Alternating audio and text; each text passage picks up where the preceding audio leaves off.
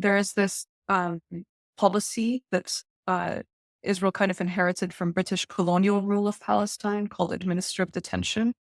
And this is the act of holding Palestinian prisoners without charge or trial in Israeli jails.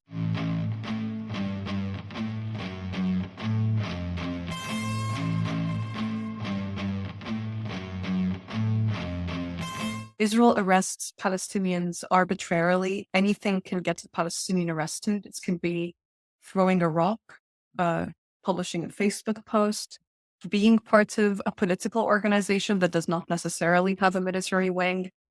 And since October 7th, the number of of Palestinian prisoners in Israeli jails has exceeded 2,000 Palestinians. That's nearly double the number that was the case before October 7th. And you can see this all over Israeli media. Generals, they talk to, not necessarily generals, but senior Israeli officers in the army almost openly talking about how they would be used as bargaining chips in future exchanges with Hamas. And so in the first few waves of the prisoner exchange between Israel and Hamas, you could look at the list of Palestinian prisoners getting released, and almost all of them, especially in the first few waves, almost all of them were arrested after October 7th. And Israel doesn't necessarily need to charge anyone with anything in order to arrest them. There is this policy that Israel kind of inherited from British colonial rule of Palestine called administrative detention. And this is the act of holding Palestinian prisoners without charge or trial in Israeli jails. They are not allowed to see evidence against them. They are not even permitted to know why they are being held.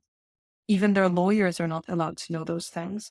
And they are held for indefinite periods of time. Sometimes, the extent of the order is 6 months, but it can be renewed indefinitely. Some people have spent years under administrative detention in Israeli jails.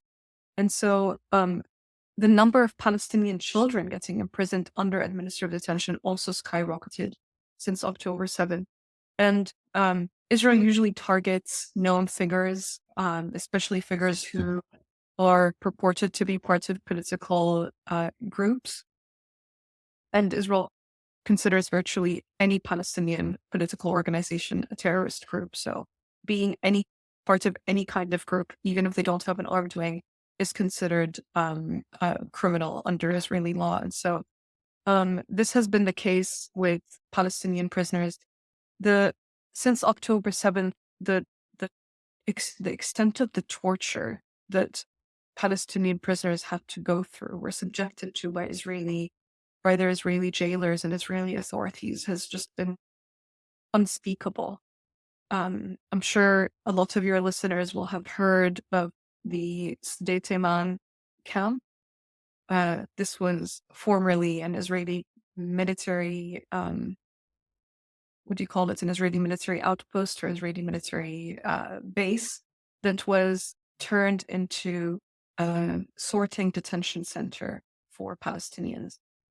A lot of us have seen those pictures that emerged from the camp, where Palestinians were being held blindfolded in stress positions. They were not allowed to move. They were rarely fed, even when they are receiving whatever nonsense medical attention. They are receiving it blindfolded without even knowing who is giving it to them.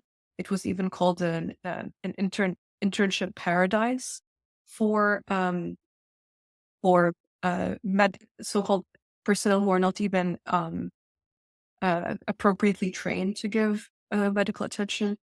And in the worst case scenarios, Palestinians were tortured, beaten, and in some cases were sexually assaulted and raped by their Israeli captors. One incident was even filmed on camera through surveillance cameras in that camp, and the jailer who was responsible for the mob who carried out this assault was lauded as a hero on Israeli national television. He would appear on Israeli national television masked at first, And then he very proudly published a video of him unveiling his face and very proudly coming out as the leader of the mob who assaulted that Palestinian uh, prisoner.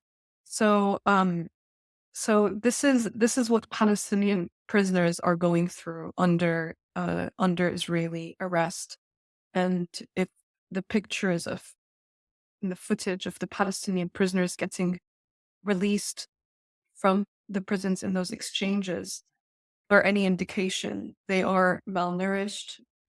They receive uh, very little to no medical attention.